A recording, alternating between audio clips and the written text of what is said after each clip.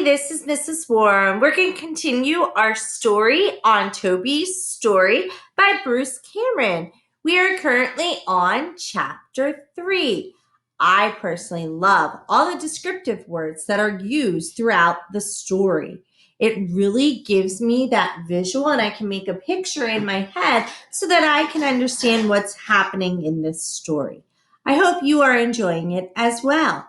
Let's continue reading chapter 3. It was a few days after that I heard a car door slam. I was dozing in the shade of a small house where my mother, Sadie, and I lived now. And I looked up to see Walt walking toward our pen with a tall woman and a girl beside him. What happened in this story? Oh, that's right. All the other pups got a home except for Toby. Because remember, his little paws itch. All right. I saw your sign out front that said dog free to a good home. The woman was saying to Walt, but oh dear, a beagle? He's so cute, she cried. Oh, look at him. I looked at her. She had dark brown hair that curled around her face and freckles scattered across her nose and cheeks. I wondered how they tasted. Freckles taste. He's adorable, Mona, the mom said, but a beagle's not the right breed for us. I'm afraid they have so much energy. They need to run all day. That's not going to work. Oh, the girl said sadly. She was staring at me through the pen. I stared back at her. I whisked my tail back and forth hopefully. Was this my family? Did they come at last? Well, Toby's not your usual beagle, Walt said. Sweet little guy, very friendly. But he doesn't seem to want to run or chase much of anything. So I can't sell him off as a hunting dog like I did his brothers and sisters. I would hate to have to put him down. The girl, Mona, gasped.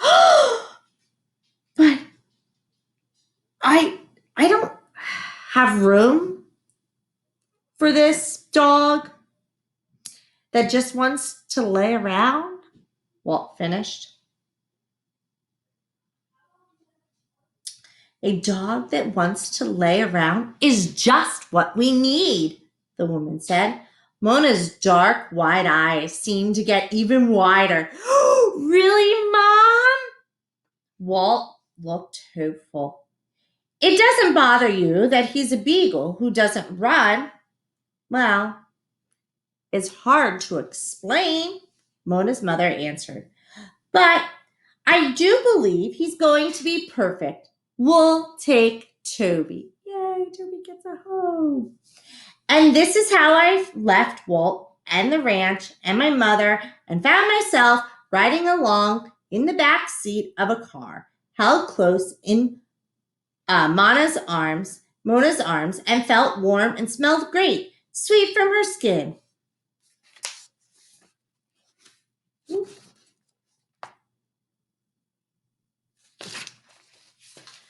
Something delightfully salty and sweet on her breath, berries in her curly hair. I squirmed so I could get my nose into every wrinkle of her shirt and every crease of her neck. I licked her freckles, which did not taste like anything after all, and her mouth. She laughed. Mom, he's so friendly. He's going to be perfect. Let's hope so, her mother answered from the front seat. The car had glass windows, and when I was done smelling and tasting, I wiggled over to my paw, put my paws up on one of them, and to see what was outside. Everything was moving. Trees and bushes and other cars went past in a belittling blur. I had no idea the world moved so quickly. Then the car stopped and the world stopped with it. Holding me snugly, Mona wiggled out of the car. We were outside a very large building. I was used to seeing Walt come in and out of his house. This building was much bigger. When we went inside, I discovered something remarkable. This building was full of people. Did all buildings have this many people? There was a sort of a table in front of us with a woman standing behind it. She was laughing in an astonished way as Mona put me down on the floor. The cool tiles felt so good on my itchy feet. I was tempted to lay down and give the pads of my paws a good chewing. There was so much to see and do, and now I ignored the itching and kept moving. A long hallway ran off in one direction and another in the opposite one. There were doors along each hallway and people too. So many people. Some of the people were sitting in chairs that were big wheels on them. Some were walking slowly and leaning on long sticks. They seemed to be hurrying as if they had important things to do. I ran along the hallway, sniffing each new friend eagerly, with Mona right behind me. They smelled interesting, not like Walt. Walt had a smell of mud and sweat and food and other animals. Most of these people smelled of something unusual, something I have never smelled before. I could not decide if I liked it or not. It was not a smell of the outside world that I was used to. Really, all it smelled was clean. Who would want to be clean when dirty smells so much more interesting?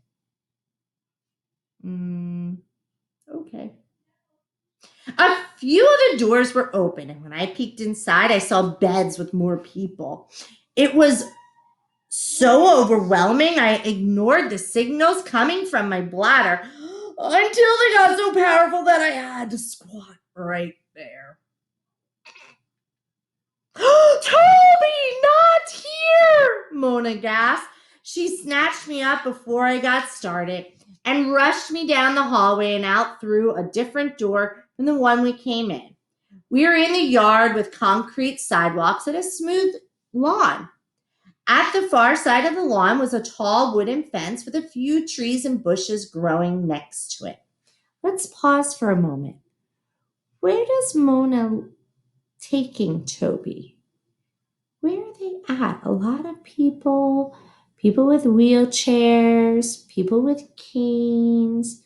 Where would they be at? Ooh, and it's at beds. Mona put me down in the grass so I could finish what I was doing. Once I was done, she scooped me up again and cuddled me, and I licked her chin. You're going to be such a great therapy dog, Toby. I just know you will, she told me. I didn't know what her words meant, but I liked the tone of her voice. I could hear love and approval in it. I loved her too. I was pretty sure Mona and maybe her mother had just become my human family. Listen, Toby, Mona said, and she sat down on the grass with me in her lap. Her voice sounded serious, and I was a little tired after all that excitement. I plopped down on her legs and nibbled on her fingers, just a little, so she would know I liked her as much as she liked me. The people here, they need a dog like you. They're old, Toby. She dropped her voice a little. I could hear that she was just talking to me. Too old to live by themselves anymore. So they come here, and my mom helps take care of them. She's a therapist. There are other people who work here, of course. All the nurses and the older elderlies, and there's Fran. She's the boss. But see, people can't do everything.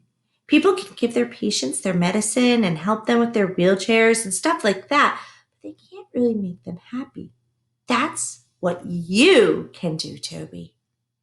You can make people happy. And I'll help you, okay? We're a team, you and me. So where are they at now? Did you catch on? Are they at like a nursing home, you think? I like Mona very much. She tasted delicious and she was very good at scratching along my spine and behind my ears. On my second day in my new home, she bought me a collar with a tag on it that rang like a bell when I shook myself, jangled when I ran. And the best thing about Mona was this: she talked to me all the time. I didn't understand the words, but I was delighted by her tone of her voice. It told me that she loved me and trusted me and that she thought I was important. Of all the people in my new home, she was my favorite. But I liked all the people. I met more and more of them as the days went by. They were the people in the chairs and the people in the beds. I visit them regularly. Some fed me treats, which was excellent. Some petted me and talked to me and calling me by name. Toby, come, they say. Here, Toby. Where's Toby? Good dog, Toby. I liked hearing my name over and over in so many voices. I like having so many people to greet each day. When I was tired and my feet needed a good chewing, I would lay down beside the chair or bed, and sometimes Mona or her mother would pick me up and put me on my lap or on a soft blanket next to them or next to someone who was laying down. I'd like to take a snooze there, only waking up if my feet itched so badly that I could not sleep. Since I was so tired a lot, it was good that my new house had so many laps and so many beds.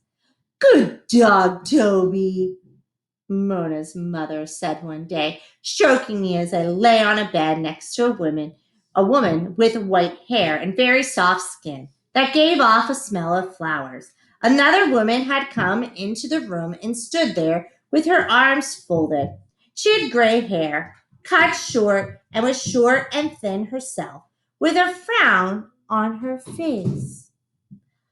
I was skeptical about this whole therapy dog, Patsy, she said, starting to understand that Mona's mother had two names, Mom to Mona and Patsy to everyone else. It was confusing, but people are like that. They hardly ever do things the simplest way. But I have to admit, you got me half convinced, the other woman went on, that thing isn't half as bad and trouble as I thought it would be. He's perfect, Fran. Mona agreed, rubbing my ears. He just wants to lay around. And that's what we need him for. I think we can start some real training real soon. The second woman, Fran, stood watching me for a little longer. She stood the way another dog does when she wants someone to know she's in charge. Very straight, very tall, as she could. Her voice sounded in charge, too. She talked quickly and firmly and a bit louder than Patsy. I understand that she was the boss, and I lowered my head a little and wagged my tail at her to show her that I would not try to question her leadership. When the white-haired woman began very quietly snoring, Mona came and took me outside to the lawn. After I left a puddle soaking into the dirt, I flopped over to gnaw one of my back paws, which was itching fiercely. Someone inside pushed the door open. A tall boy came out. I could tell he was young, not a man yet. Puppies don't look or smell like grown-up dogs, and young humans are the same. The boy had brown hair, lighter than Mona's, and that flopped into his eyes, which was squinting in a bit in the bright sunlight. Hey, a puppy, he said. I could hear he was the pleasure in his voice. He came to kneel beside me. Can I pet him? Sure, Mona said. That's his job, being petted. Want to hold him? She scooped me up and dumped me in the boy's lap. My foot was still itching, and I was ready for a nap. But I knew I could greet a new person. I got my feet on his chest and licked his face, tasting something salty and delicious in his mouth that must have been eaten for breakfast. He laughed and used both hands to scratch my back and rub my ears. Once I was done tasting him, I lay on his lap and closed my eyes. Mona and the new boy talked a little while his hands stroked my back. So, are you visiting somebody? I heard Mona ask. Yeah, my grandfather. He's moving in, the boy said. What about you? Do your grandparents live here or something? No. My mom doesn't live here. She works here. She's a therapist, and I come on the weekends a lot, and I help with Toby. I thumbed my nails, sleeping as I heard my name. It starts with a T, just like mine. I'm Tyler. I'm Mona, Mona said, and I wagged a bit for her name, too. There was a moment where neither of them talked, although it felt like they both wanted to. So, Toby sure seems calm for a beagle, the boy said at last. Yeah, he is. Mona sounded relieved to have something to say. That's why we got him. He's going to be a therapy dog. Cool, the boy said. Are you training him? You must be really good at it. They don't let kids train dogs usually, I guess. Mona laughed and I wagged again. Oh no, I'm not a real trainer or anything. I've just read some books and stuff. I like dogs. I want to do that when I grow up, though. Train dogs. I love dogs. Me too. I wish I had one at home. My mom says maybe someday. But I guess it's better not to have one right now. We're going to be coming up here on weekends a lot, visiting my grandfather, making sure he's settled in okay. That's good. Mona reached a hand out to pet me, too. I sighed. Some of the people here, they don't get a lot of visitors. It's really sad for them. Toby's going in to help with that. Dogs are great company. Yeah, for sure. Hey, can I take Toby to meet my grandfather? Sure you can. He loves new people. The boy seemed to hesitate. Maybe you could come too? Even half asleep as I was, I felt a funny sort of heat come over Mona, and she seemed not sure what to say. But when I half opened my one eye to peek at her, she was smiling. Yeah, okay, sure, she answered. You carry Toby. And that is the end of chapter 3. I hope you're enjoying Toby's story as much as I am. All right, for now, third grade, this is Mrs. Warm signing off. Have a great day.